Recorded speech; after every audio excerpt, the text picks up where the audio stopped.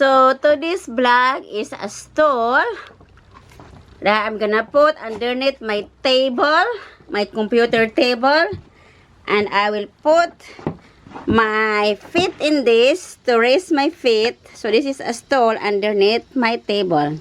So here I made a lap joints both here, see, lap joints, and I put a wood glue earlier, so I put a clamp, 2 clamps, and I dry it. So then I'm gonna put a wood here, from here to here, as a brace, as a double support, so that it will be strong. Okay, let's cut some wood.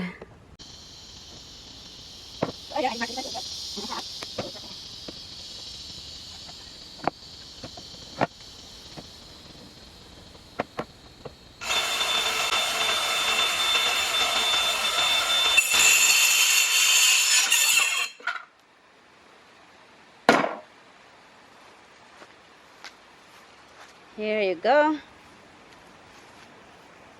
And then we're gonna sand it.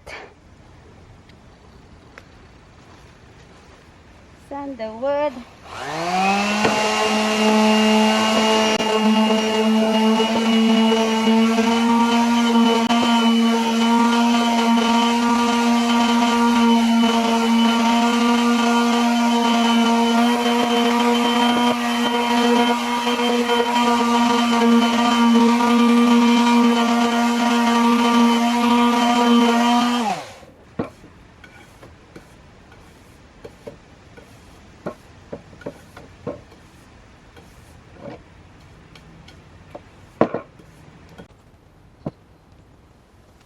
This is the support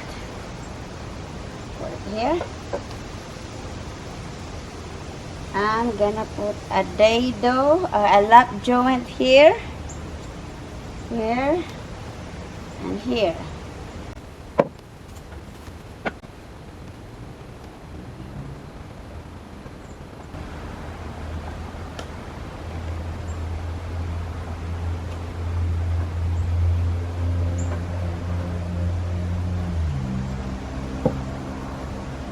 This is I mark it, so I'm gonna put a lap joint here.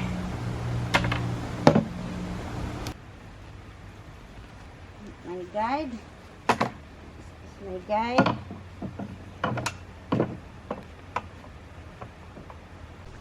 Okay guys, it's summer in Texas and it's very hot. I'm sweating, so this one we're gonna make a lap joint at the end of this wood.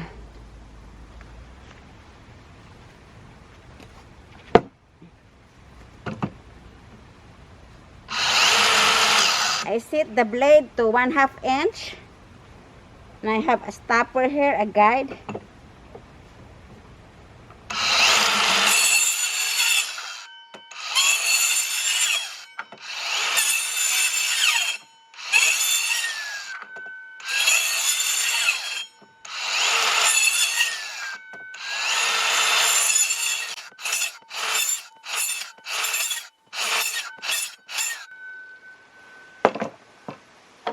Alright, see this?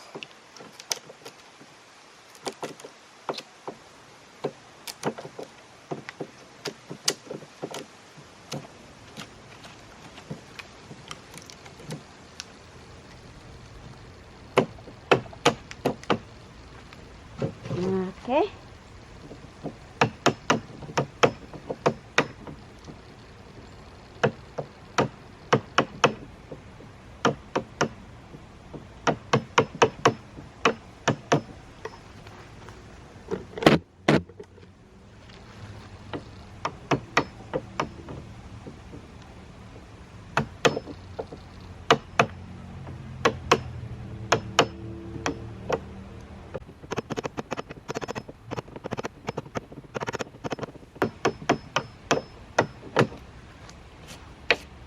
Alright guys, so this is the lap joint at the end of the wood.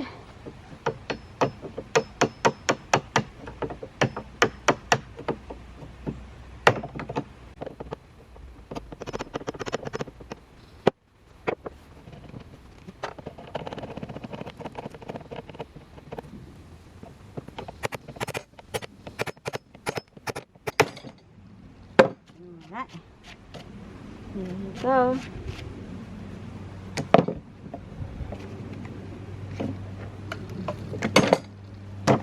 Sweating. It's hot in Texas. See? Here you go, a lap joint.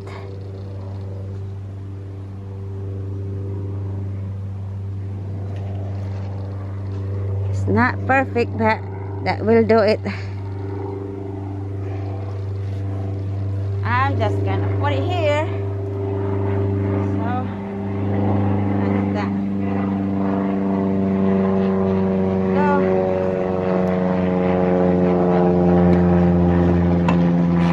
Support the stool. That. Okay, nail it here and nail it here. So I clamp it there to hold the wood. So what we do is we're gonna glue here and glue on the end. And then we put a nails here. Okay, ready? Let's glue the wood.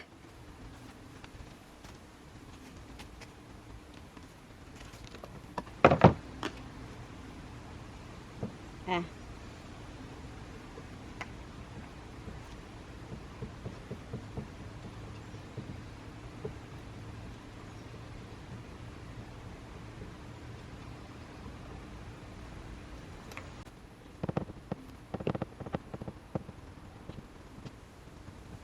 Wait, boleh lah. So, tak ada side.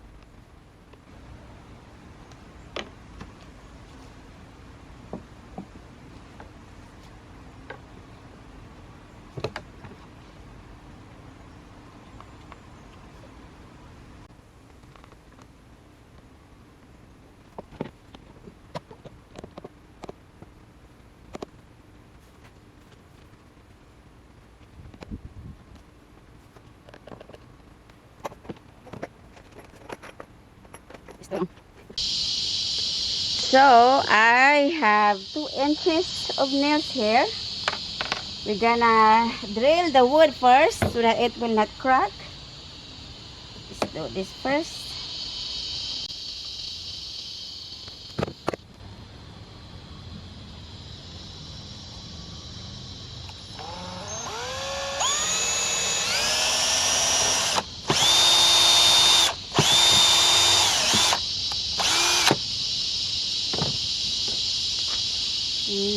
Done.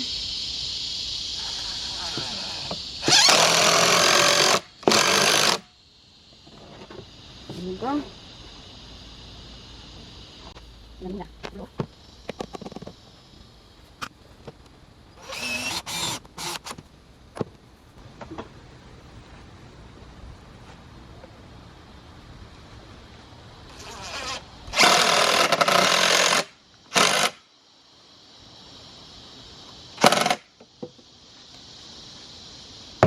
There you go. It's done. I don't have a thicker wood like 8 by. I don't have a wide wood in this side, the 8 by 2, because I don't have available. This is only what I have left over. It's 2 by 6. And this one is 1 by 8. So this is it, guys. I am done. Okay, we'll take off the lamp. So I'm gonna have here. I'm gonna glue and then nail it down here. Okay, guys, here. Okay. And then first.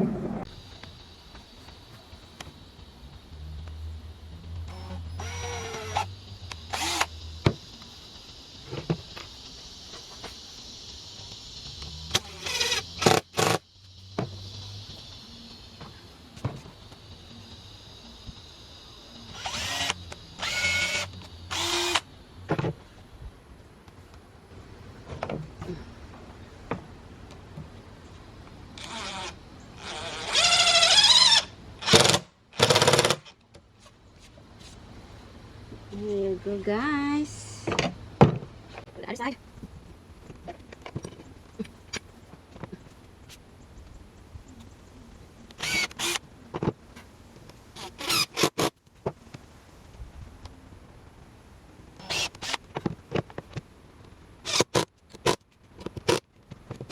There you go, guys. It's done. Ta-da! Yay! This is where you put your feet underneath. The table is a footstool. There we start, guys. Facing that way. Now we're gonna stain it. So before we stain it, this is already sanded down. So now we are ready to stain or to paint. So guys, I decided to take this support down a little bit. And in this one, I have to sand it down. So we have to put it here to have more support on the bottom or on the ground. Okay, so it's alright.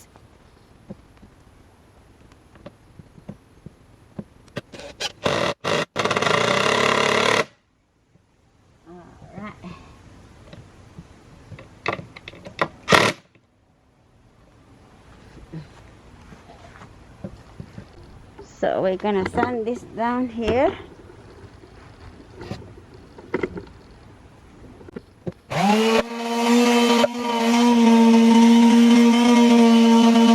Alright, here you go. So we'll paint this down or stain it.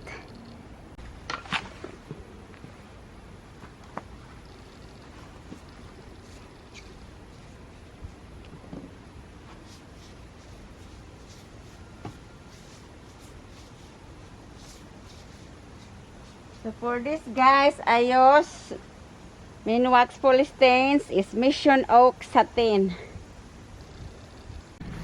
So guys, here it is. I'm done staining and we have to dry it. My footstool is drying, and when it's dry, we're gonna put it inside the house underneath my table in my office. It's a footstool.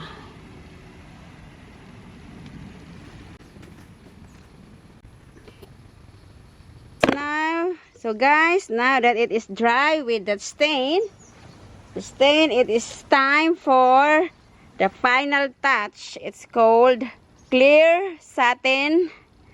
This is the final paint for our stool or for the stool. Mix, mix, mix.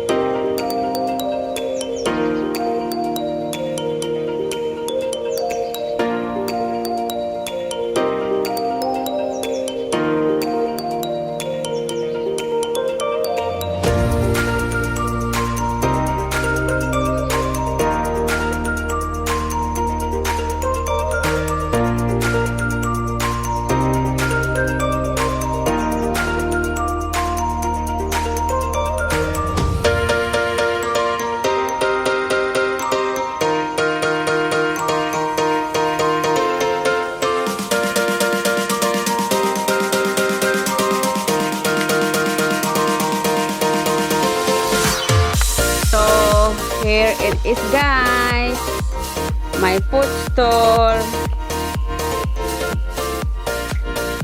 It's done now. See the back. That's the back.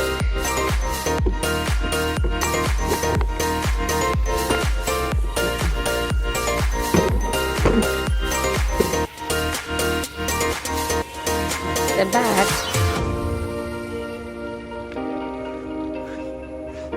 And this is the front. So here it is, guys. Dry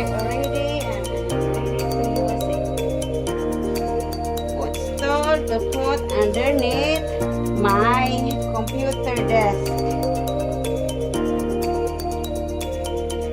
And this is my computer desk or computer table.